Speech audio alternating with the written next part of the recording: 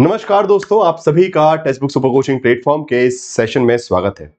जैसा कि दोस्तों आप लोग जानते हैं कि पिछले कुछ दिनों से एक मुहिम चलाई जा रही है जहां पे रिजल्ट को रिवाइज करवाने का प्रयास किया जा रहा है। काफी सारे स्टूडेंट्स इस मुहिम में जुड़े हुए हैं, मैं भी उस मुहिम के साथ में जुड़ा हूं जहां पे आप सभी जानते हैं कि एक बहुत एक्सट्रीम कट ऑफ गया है कुछ सब्जेक्ट्स में, जैसे कि पॉलिटिकल साइंस और भी बहुत सारे सब्जेक्ट में जहां पे एक बहुत हाई कट ऑफ गया है। बहुत सारी इरेगुलरिटीज के चलते जो डिजर्विंग कैंडिडेट्स हैं उनको सही रिजल्ट इस बार नहीं मिल पाया और उसके लिए बहुत सारी एप्लीकेशंस लेकर, जैसे कि आप सभी जानते हैं कि मेरे साथ कुछ विद्यार्थी जो है हम लोग बेसिकली एनटीए के ऑफिस भी गए थे। ठीक है, फाइन। सो एनटीए के ऑफिस गए थे, आप लोगों ने वीडियो देखा होगा ट्यूसडे को। ठीक है, तो 22 तारीख को एनटीए के ऑफिस गए और उसके बाद वहां पे सारी एप्लीकेशन सबमिट करके आए हैं और उसके बाद से अभी ऑलमोस्ट 3 दिन हो चुके हैं, परंतु अभी तक कोई रिस्पॉन्स वहां से नहीं आया है। बट अब देखते हैं कि क्या हो सकता है आगे।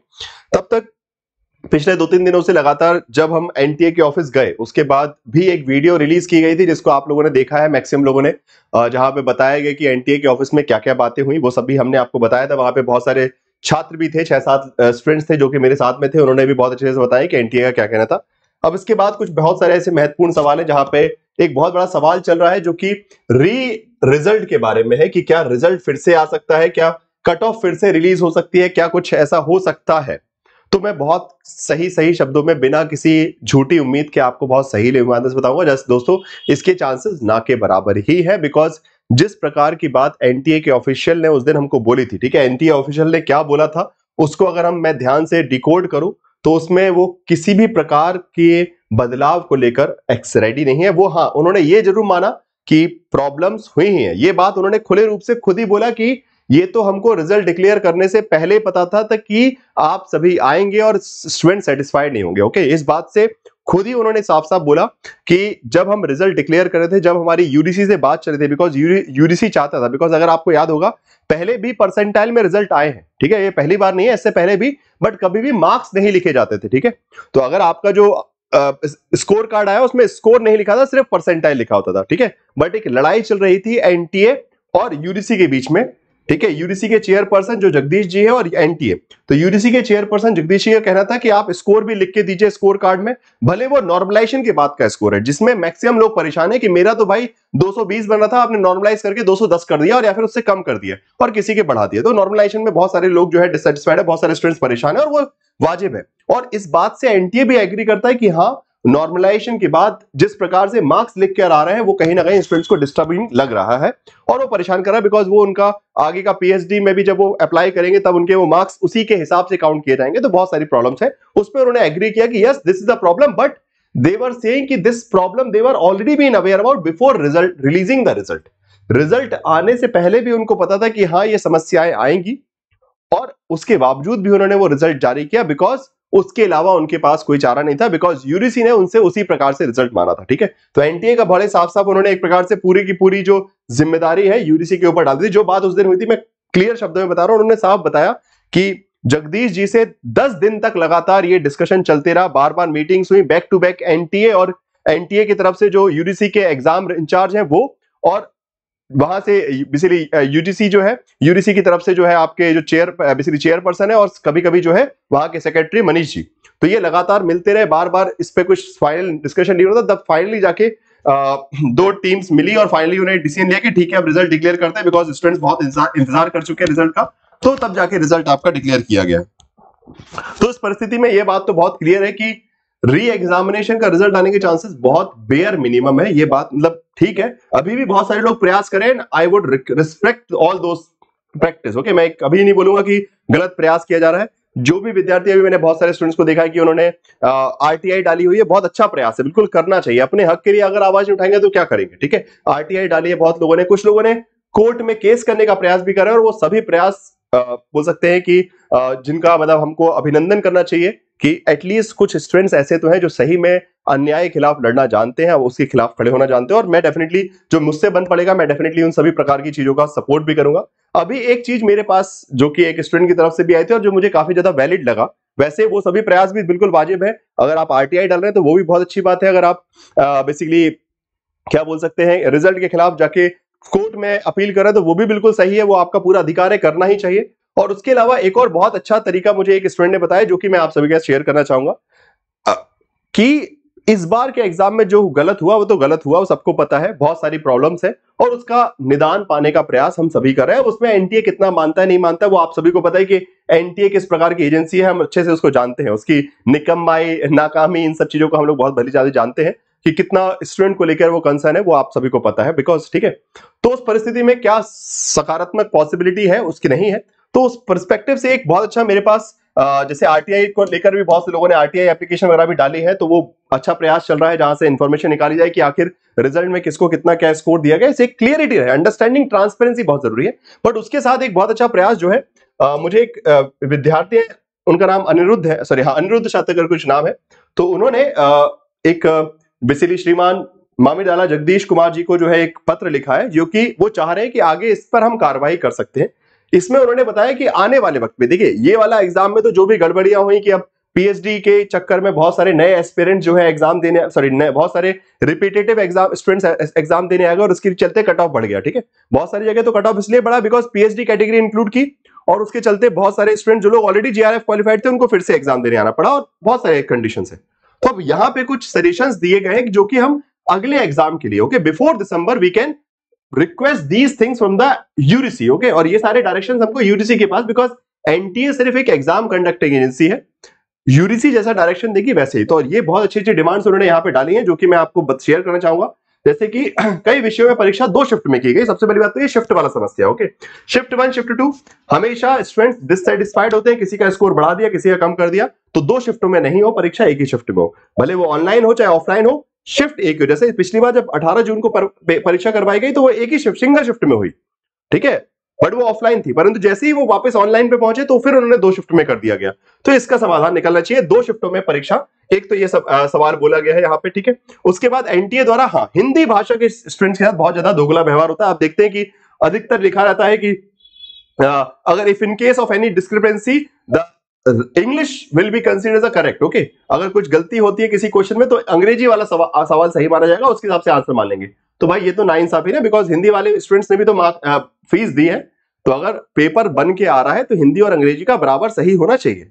अगर एग्जाम गलत बना रहे हैं और ड्रॉप हो रहा है तो वो हिंदी वाला भी ड्रॉप कीजिए आप, ठीक है। अगर हिंदी वाला गलत है तो फिर ड्रॉप होना चाहिए, ये नहीं कि सिर्फ अंग्रेजी में सही है तो ठीक है, हिंदी वाला स्टूडेंट्स पागल है क्या?